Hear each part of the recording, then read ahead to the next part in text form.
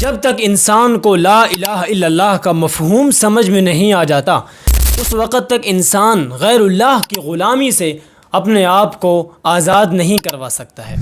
جو قومیں بھی اس وقت غیر اللہ کی غلامی کے اندر موجود ہیں اس کی اصل وجہ ہی یہ ہے کہ وہ لا الہ الا اللہ کے مفہوم سے ناآشنا ہیں۔ اب لا الہ الا اللہ کا مفہوم صرف یہ نہیں ہے کہ اللہ کے سوا کوئی الہ نہیں، کوئی معبود نہیں، کوئی خدا نہیں۔ لا الہ الا اللہ کا یہ بھی مفہوم ہے کہ اللہ کے سوا کوئی دوسری طاقت مجھ پر حکمرانی نہیں کر سکتی، حتیٰ کہ میرا نفس بھی مجھ پر حکمرانی نہیں کر سکتا۔ چاہے کہ دوسروں کا نفس مجھ پر حکمرانی کرے، میرا اپنا نفس بھی میرے پر حکمرانی نہیں کر سکتا ہے۔ صرف حکمرانی میرے نفس پر چلے گی تو صرف اللہ کی ذات کی۔ کائنات کی کوئی چیز بھی مجھ سے زیادہ طاقتور نہیں ہے۔ انسان و حیوان ہے، کوہ و دریا ہے، شمس و قمر ہے، کچھ بھی ہے، کوئی بڑے سے بڑا جانور، کوئی بڑے سے بڑا انسان وہ مجھ سے زیادہ طاقتور نہیں ہے۔ میں سب سے زیادہ طاقتور ہوں۔ ہاں، یہ طاقتور تکبر والی طاقت نہیں، طاقتور مطلب ایمان میں سب سے زیادہ طاقتور ہوں۔ جب یہ عقیدہ انسان کا مضبوط اور طاقتور ہو جاتا ہے تو پھر انسان کسی دوسرے مخلوق کی غلامی کے اندر نہیں آ سکتا ہے۔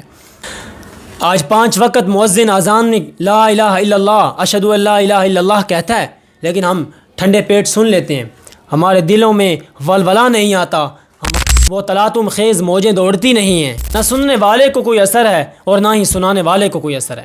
حقیقت میں اشہد ان لا الہ الا اللہ کا مفہوم ہی یہ ہے کہ میرا کوئی بادشاہ نہیں ہے سوائے اللہ کے، مجھ پر کوئی حکومت نہیں کر سکتا سوائے اللہ کے، اس دنیا میں کوئی طاقتور نہیں ہے سوائے اللہ کے، اور میں اللہ کے سوا سب کا باغی ہوں، چاہے وہ میرے ملک کا قانون ہے جو اسلام کے خلاف ہے یا کسی اور ملک کا قانون ہے، میں اللہ کے سوا ساری دنیا سے بغاوت کرتا ہوں۔